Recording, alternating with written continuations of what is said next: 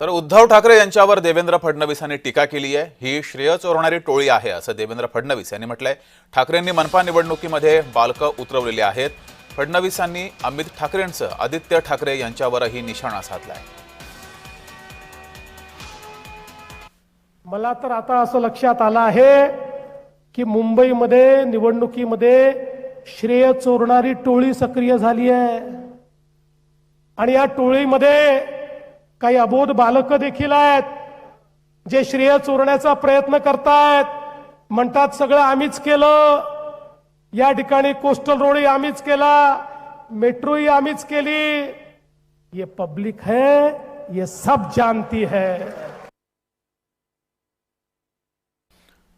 तर अमित साटम यांनी उद्धव ठाकरे यांच्यावर हल्लाबोल केलेला आहे। उद्धव ठाकरेंनी देशातील सर्वात मोठा भ्रष्टाचार केलाय, बालहट्टासाठी पाणी प्रकल्प रद्द केला, ठाकरेंनी हिंदुत्व सोडलं असं सुद्धा अमित साटम यांनी म्हटलंय।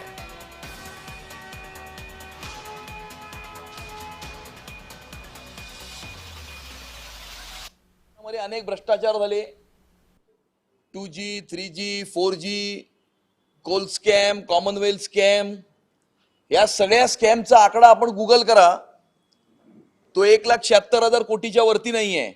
सगळ्यात मोठा स्कॅम हा 1,76,000 कोटीचा आहे। परंतु उद्धव ठाकरेंनी 1997 ते 2022 या 25 वर्षामध्ये या देशामध्ये घडलेला सगळ्यात मोठा भ्रष्टाचार म्हणजे 3 लाख कोटीचा भ्रष्टाचार हा मुंबईच्या महानगरपालिकेमध्ये केलेला आहे। ज्या वेळेला आपली लोकसंख्या वाढत आहे, मोठ्या प्रमाणावरती लोक मुंबई शहरामध्ये राहत आहेत आणि मुंबई शहराची पाण्याची रिक्वायरमेंट ही जास्त असल्यामुळे मोठ्या प्रमाणावरती आपल्याला पाण्याची रिक्वायरमेंट पूर्ण करण्याकरता गारगाई पिंजराचा प्रकल्प करणं आवश्यक असताना उद्धव ठाकरेंनी बालबुद्धीमुळे बालहट्टासाठी गारगाई पिंजराचा प्रकल्प जो आहे तो रद्द केला होता।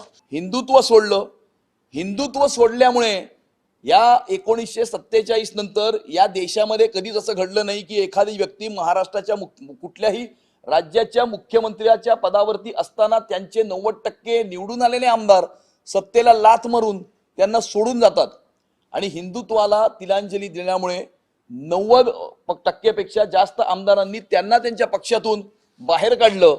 मी असं म्हणतो की उद्धव मामूंचा जर महापौर मुंबईमध्ये झाला तर मुंबईचं पाकिस्तान होईल।